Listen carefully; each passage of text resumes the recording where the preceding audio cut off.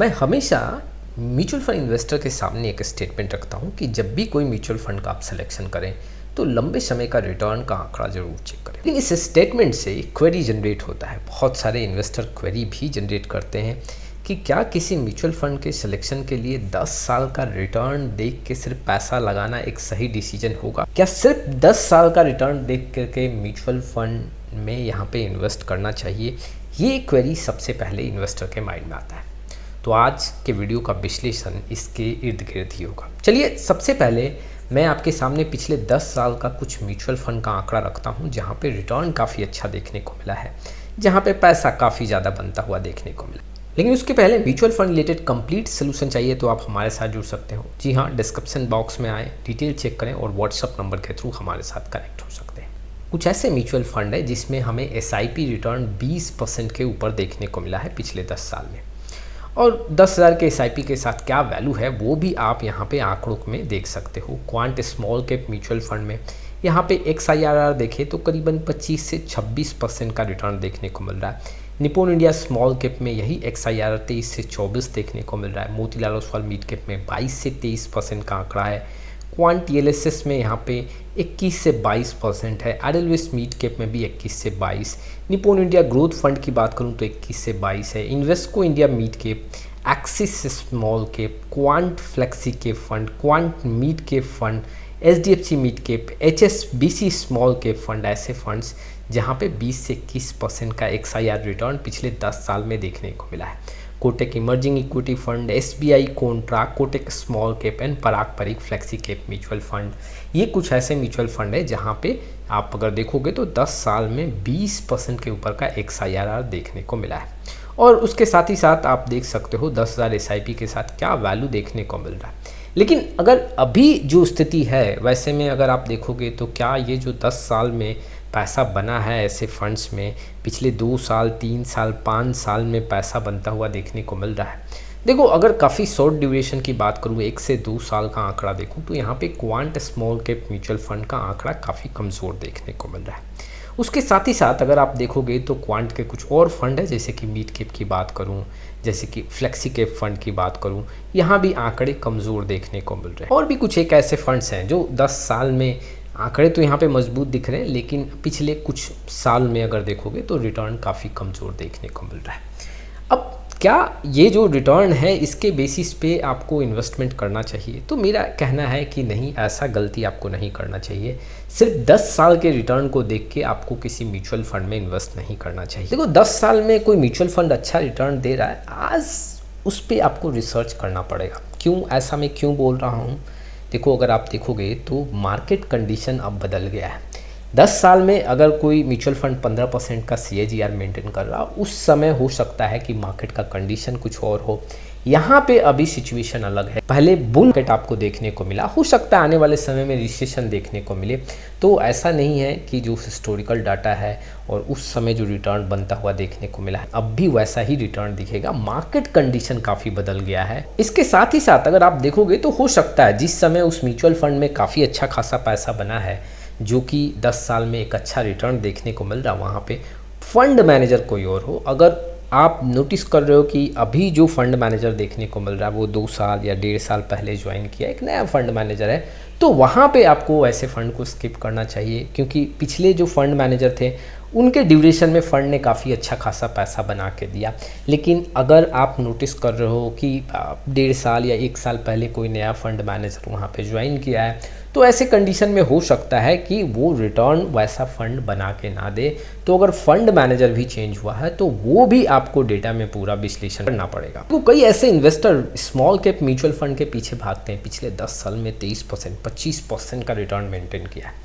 देखो, अगर मैं 2017, 2016 के पहले का स्मॉल कैप का हाल देखूं तो उस समय सिचुएशन कुछ और था, लेकिन अब स्मॉल कैप फंड में काफ़ी ज़्यादा पैसा आ गया।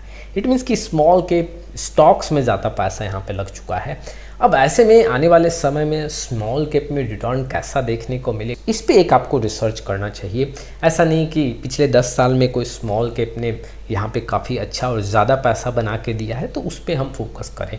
अभी जो सिचुएशन देखने को मिल रहा है उसमें स्मॉल कैप का सिनेरियो काफ़ी चेंज हो चुका है और ऐसे कंडीशन में आपको सिर्फ 10 साल का रिटर्न देख के इन्वेस्टमेंट नहीं करना चाहिए। देखो, इन्वेस्टर यहाँ ये भी गलती करते हैं कि सिर्फ एब्सोल्यूट रिटर्न देख करके इन्वेस्टमेंट को फोकस करते हैं। के सामने कई बार इस पॉइंट्स को लेके मैंने विश्लेषण रखा है। एब्सोल्यूट रिटर्न देख के आपको किसी भी म्यूचुअल फंड को फोकस नहीं करना है और लॉन्ग टाइम में अगर आप रिटर्न देख रहे हैं तो आपको कुछ और पॉइंट्स पे ध्यान देना होगा।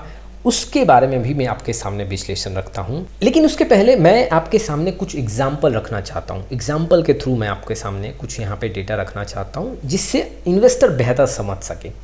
मान लो कि एक ABC फंड है और पिछले 10 साल में यहाँ पे 14% का रिटर्न हमें देखने को मिल रहा है, लेकिन पिछले यहाँ पे 2 और 3 साल में हमें देखने को मिला कि यहाँ पे रिटर्न जो है वो -5% का देखने को मिला। अब चलिए दूसरे म्यूचुअल फंड की बात करते हैं। एक ऐसा म्यूचुअल फंड, जी हाँ XYZ हम यहाँ पे म्यूचुअल फंड का नाम रखते हैं। अब पिछले 10 साल में इस म्यूचुअल फंड का जो रिटर्न है वो करीबन 12.5% देखने को मिला है, लेकिन पिछले 2 और 3 साल का आंकड़ा देखें तो ऑन द एवरेज यहाँ पे 7 से 8% का पॉजिटिव रिटर्न देखने को मिल रहा है। अब देखो, ABC म्यूचुअल फंड में 14% का रिटर्न है पिछले 10 साल में, जबकि XYZ म्यूचुअल फंड में यहाँ पे 12% के ऊपर का रिटर्न देखने को मिला, 0.5% का यहाँ पे आंकड़ा है। लेकिन पिछले 2 और 3 साल में यहाँ अगर देखोगे तो जो XYZ म्यूचुअल फंड है उसका आंकड़ा मजबूत है, जबकि लंबे समय में ABC म्यूचुअल फंड का आंकड़ा मजबूत देखने को मिल रहा है। अब ऐसे कंडीशन में आप किस म्यूचुअल फंड को फोकस करोगे? कई ऐसे इन्वेस्टर यहाँ पे कंफ्यूज होंगे और वो सिर्फ रिटर्न को देख के ABC म्यूचुअल फंड को फोकस करेंगे, जबकि सही डिसीजन क्या है कि अगर आप XYZ म्यूचुअल फंड को फोकस करते तो ये एक सही डिसीजन होता है। इसके पीछे क्या पॉइंट है? देखो, कोई भी म्यूचुअल फंड अगर ज़्यादा कंसिस्टेंसी मेंटेन करता है तो वैसे म्यूचुअल फंड पे आप भरोसा कर सकते हो, वैसे म्यूचुअल फंड को अपने पोर्टफोलियो में जगह दे सकते हो। ABC म्यूचुअल फंड में रिटर्न ज़्यादा है लेकिन कंसिस्टेंसी के मामले में कमज़ोर देखने को मिला। XYZ म्यूचुअल फंड में रिटर्न कम है थोड़ा, लेकिन कंसिस्टेंसी के मामले में यहाँ पे स्ट्रॉन्ग डेटा देखने को मिल रहा है। अब सवाल ये आता है कि हमें क्या देखना चाहिए? सिर्फ 10 साल के रिटर्न पे हमें फोकस करना चाहिए? देखो, कई सारे पॉइंट्स हैं। सबसे पहले आपको फंड मैनेजर चेक करना पड़ेगा कि जिस समय ये फंड पैसा बना के दे रहा था उस समय जो फंड मैनेजर थे क्या वो अभी भी फंड मैनेजर है या फिर फंड मैनेजर में कुछ चेंजेस देखने को मिला है। हो सकता है कि फंड मैनेजर के बदलाव के बाद रिटर्न में कोई कमी देखने को मिले या फिर कुछ वहाँ पे नेगेटिव पॉइंट देखने को मिले, तो फंड मैनेजर को आपको चेक करना पड़ेगा। दूसरे पॉइंट की बात करूँ तो आपको रिस्क मैनेजमेंट का भी ध्यान देना पड़ेगा कि वाकई में उस समय एसेट एलोकेशन कैसा था, अभी एसेट एलोकेशन कैसा है। मान लो जब भी म्यूचुअल फंड ने पैसा बना के दिया है, हो सकता है वो 3 साल पहले हो या 5 साल पहले किसी एक साल काफ़ी ज़्यादा पैसा बना के दिया हो, उस समय रिस्क रेशियो कैसा था, एसेट एलोकेशन कैसा था। तीसरा जो सबसे इम्पोर्टेंट पॉइंट है, जो हमेशा मैं इन्वेस्टर के सामने ये तथ्य रखता हूँ, आपको म्यूचुअल फंड के कंसिस्टेंसी पे नज़र रखना पड़ेगा। कोई म्यूचुअल फंड अगर आपको कम पैसा बना के दे रहा है, कुछ 1% 1.5% तो चलेगा, लेकिन अगर कोई म्यूचुअल फंड आपको ज़्यादा पैसा बना के दे रहा है लेकिन उसमें अप्स एंड डाउन्स काफ़ी ज़्यादा हैं, तो वैसे म्यूचुअल फंड से आपको दूरी बना के रखना चाहिए। कम पैसा थोड़ा 1 से 1.5% बन रहा है लेकिन बहुत ज़्यादा अप्स एंड डाउन्स नहीं है, कंसिस्टेंसी है, काफ़ी ज़्यादा वॉलेटिलिटी वहाँ नहीं देखने को मिल रहा है, तो वैसे फंड्स को आप वहाँ पे फोकस कर सकते हो। तो देखो, खर्चों पे भी आपको ध्यान देना, एक्सपेंस रेशियो भी आपके लिए इम्पोर्टेंट है। हो सकता है जिस समय वो पैसा बना के फंड दे रहा हो उस समय खर्चा काफ़ी कम दिख रहा हो वैसे फंड में, अब खर्चा बढ़ गया हो, ऐसा भी हो सकता है। इसके साथ ही साथ आपको एक और पॉइंट का ध्यान देना पड़ेगा, उस कैटेगरी में दूसरे फंड से आपको कंपेयर करना पड़ेगा।